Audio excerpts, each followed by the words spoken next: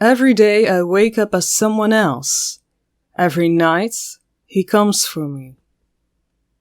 I don't have much time, so I'll try and write this down as quickly as I can. My name is Rebecca, or at least that's what my name used to be.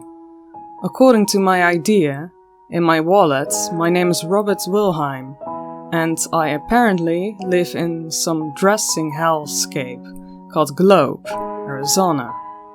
I'm going to die tonight. You shouldn't worry too much about me though, because this isn't the first time I've died, and it probably won't be the last. At least, I hope it isn't. And honestly, couldn't tell you how many times this has happened.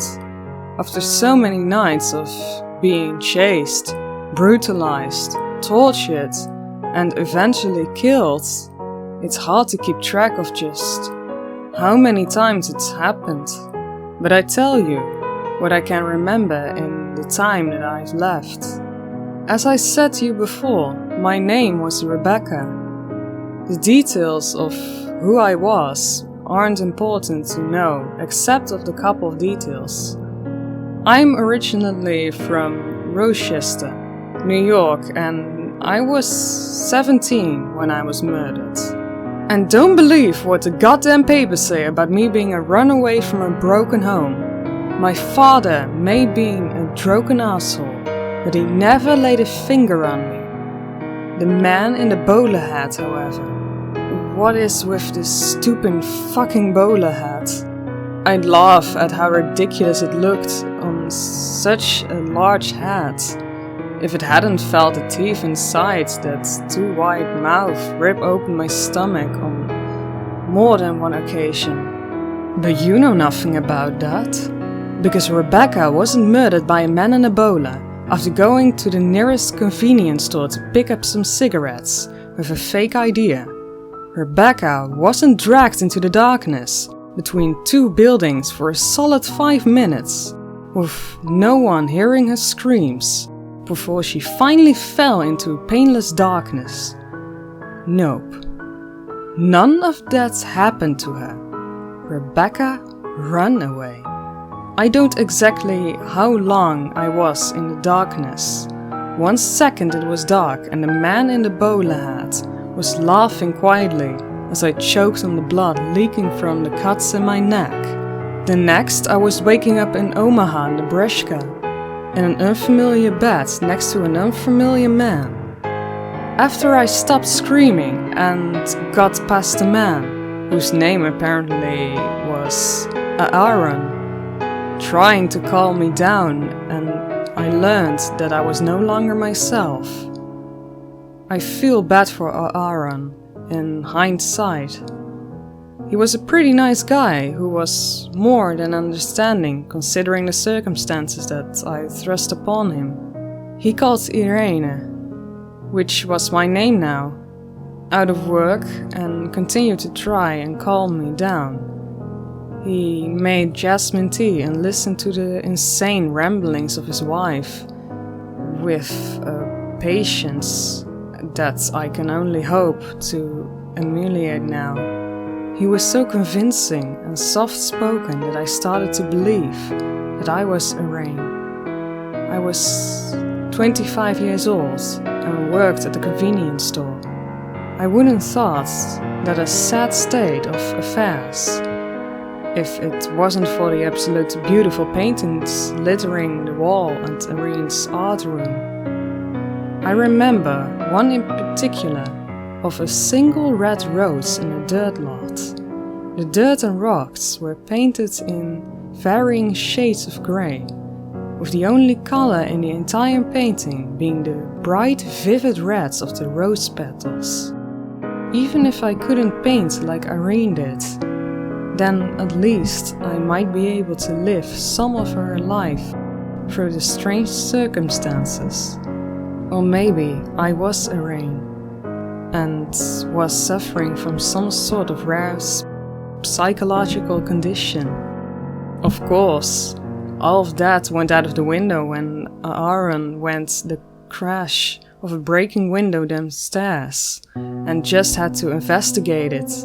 He really didn't deserve what happened to him. But that's little comfort when a 7-foot-tall man in a bowler hat slams you against the wall hard enough to fracture your skull before smashing your windpipe with a hand the size of a dinner plate.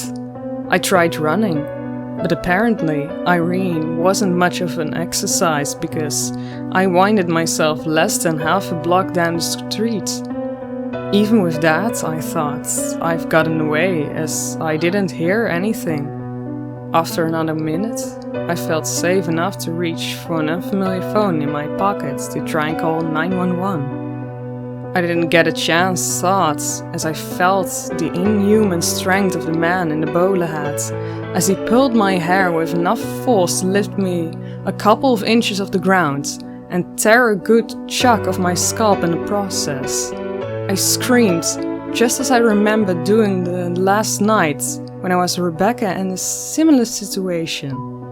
Despite the fact that we were in a middle-class neighborhood, despite the power of Irene's lungs screaming in the cool night air, despite the desperate kicks and elbows hitting in the bowler hat's man's form, no one came to my rescue.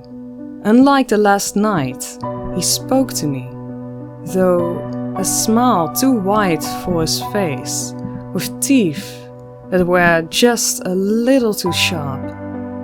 He spoke 2 words in a voice that sounded just a little too high-pitched for a massive body to accompany it. Hello again. That's when I felt another hand grab a hold of Irene's love handle and dig. I think he screwed up that time because the pain was so intense that I blackened out. It was the next morning, and I was in bed alone. No sweet and understanding Aaron to piece together who I was today. Thankfully, I didn't take long to figure out something was different, as I felt urgent need to pee and no need to sit down to that.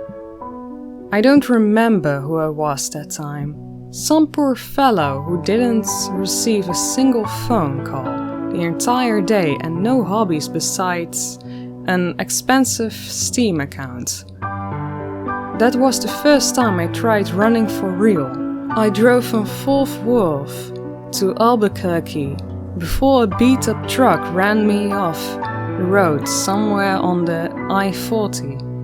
I barely caught a glimpse of the shiny teeth and the bowler hat before a little Honda was run off the road.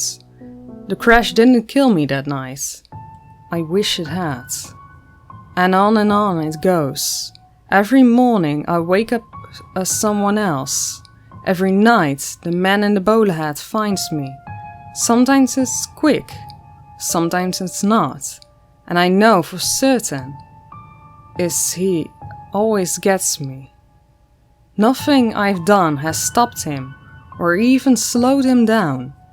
I've shot him, I've stabbed him, even managed to find grenades once and blow the shit out both of us. I've been in every state, even province. I've been too many different people to count in every shape and size. Every person who has even tried to help me has died. The only thing I haven't tried is telling a wide audience about what is happening, because no one else seemed to get the story right. Rebecca wasn't a runaway. Irene wasn't a victim of domestic murder-suicide. Don't trust what the news is going to say about Robert William tomorrow. Welcome, ladies and gentlemen. My name is the Pumpkin Queen, and the first shout out for the artist goes to Isabel Rose 16 on the Amino apps. Thank you for the beautiful artworks I received.